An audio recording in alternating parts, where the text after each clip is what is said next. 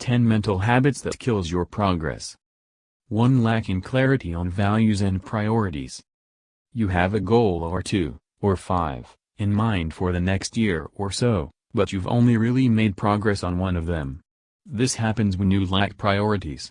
Over time, you tend to do what's easiest or quickest and neglect goals that are more complicated and require more effort. You can avoid this by simply prioritizing your goals. How to overcome it? Basically, figure out what really matters to you and organize your goals accordingly. Ted has a great playlist to help you put everything in perspective. Then, when you start to document the values and priorities that will guide your time management, remember to keep your list simple. Not sure what kinds of priorities and values to pick? Mind Tools will talk you through selecting your values, and James Clear has a good list of values to get you started.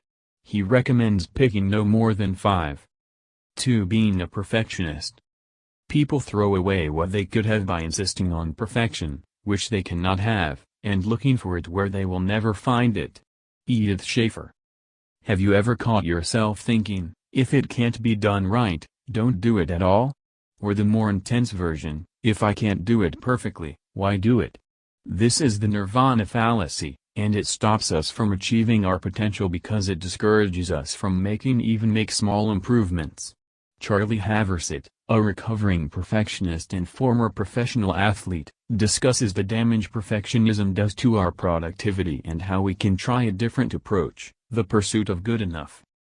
How to overcome it? There are a few ways to stop perfectionism. Lifehack has a great article on how to get to good enough. Let go of the fixed mindset that locks you into an all-or-nothing situation and embrace growth. You can read more about the fixed mindset and its opposite, the growth mindset, in Carol Dweck's book Mindset, The New Psychology of Success.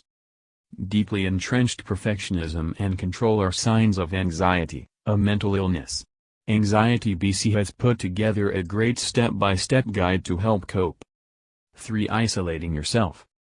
Taking some time for yourself to focus is one thing, but cutting yourself off from people to avoid distraction or be more disciplined is another. Very, very few people have brains that allow them to function best in isolation. Odds are that your mind will do better if you talk to people and share your ideas. Not only will you boost creativity, but you'll give your noggin a rest from intense work. How to overcome it? If you don't have friends you can discuss your idea or goals with, consider finding a specialized group for your interest. Meetup is a great way to find niche groups of people on similar journeys in everything from training for a marathon, writing a book, or building a mobile app. If there are no good meetups in your area, consider finding a forum or starting your own blog. 4. Not building your self-confidence. If you're your own worst critic, you might be struggling with perfectionism, see above, and a distorted sense of your own value. However, research points to one reality: what we believe is true matters. If you believe you can, your performance improves significantly. If you believe you can't, your performance suffers. If you're feeling a little unsure of yourself, spend some time building up your confidence. How to overcome it? Take some time to regularly invest in your confidence. This TED playlist can help.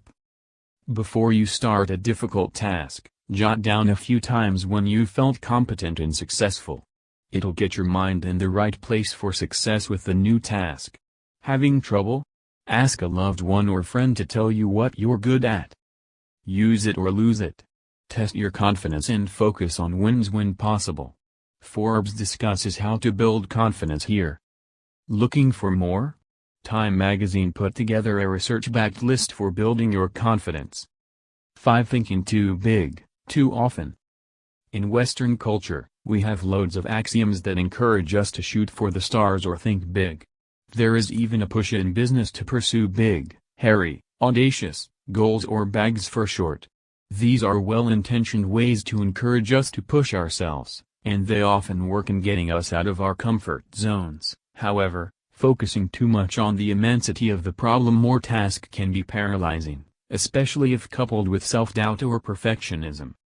How to overcome it? There are 2 keys to dealing with a big, hairy goal.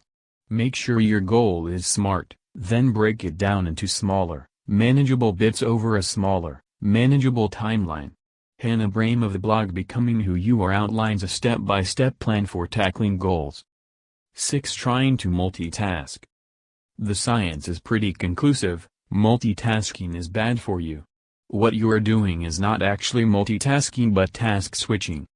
The habit slows cognitive processing, decreases efficiency, lowers IQ during task completion, and increases production of the stress hormone cortisol.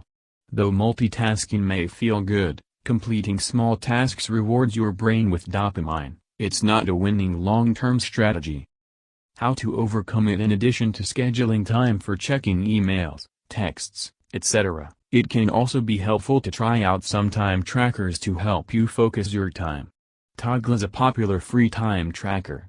If you don't want the hassle of setting up projects to categorize your time, try the Pomodoro timer and just commit yourself to only working on one task during a given cycle.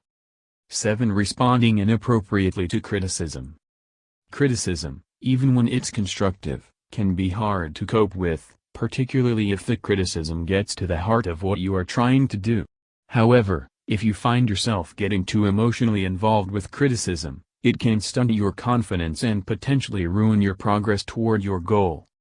How to overcome it. The first step to dealing with criticism is understanding what kind of criticism it is.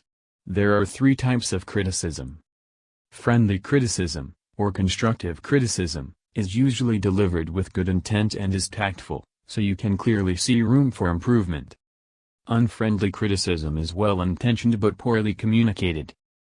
Malicious or false criticism is delivered with the intention of inflicting hurt rather than creating an opportunity for development.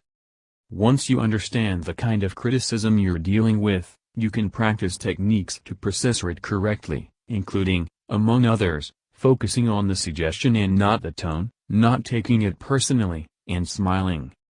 8. Trying to plan it all in your head. If you're trying to plan a goal completely in your head, you're gonna have a bad time. You'll forget things, have a much harder time staying on schedule, and struggle to focus. How to overcome it. Get it out of your head. Whether on paper or digitally, dump all your ideas, goals, and timelines somewhere else. There are several planning techniques that can be used for any number of different goals or projects, but the most basic and often most helpful is the simple to-do list. If you are not sure what kind of list you need, take our quiz. 9. Getting distracted. If you are constantly finding yourself checking social media, email, or texts, you are letting your focus slip and using these little tasks to procrastinate. Some research has shown that it can take up to 23 minutes for you to recover your focus after a distraction.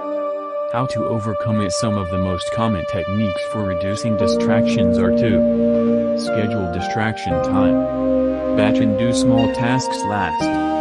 Remove yourself from the distraction. In addition to making a few habit changes, you can also get technology on your side to fight distraction. There are several tools for your computer and browsers that will help you manage the amount of time you spend on time-sync pages like Facebook. 10. Having an all-or-nothing approach. An all-or-nothing approach is damaging not only because it sets you up for perfectionism but also because you lose the ability to appreciate the progress you make along the way. How to overcome it. The key here is to focus on what you are able to achieve on a daily basis. This can be as simple as keeping a done list, literally a list where you write down everything you accomplished, even if it wasn't on your original to-do list. For bigger projects, this can be harder, but try to plan regular check-ins to assess your progress. If you are prone to all-or-nothing thinking, it's important that you try to focus on what you have been able to accomplish overall and not just what you have not accomplished.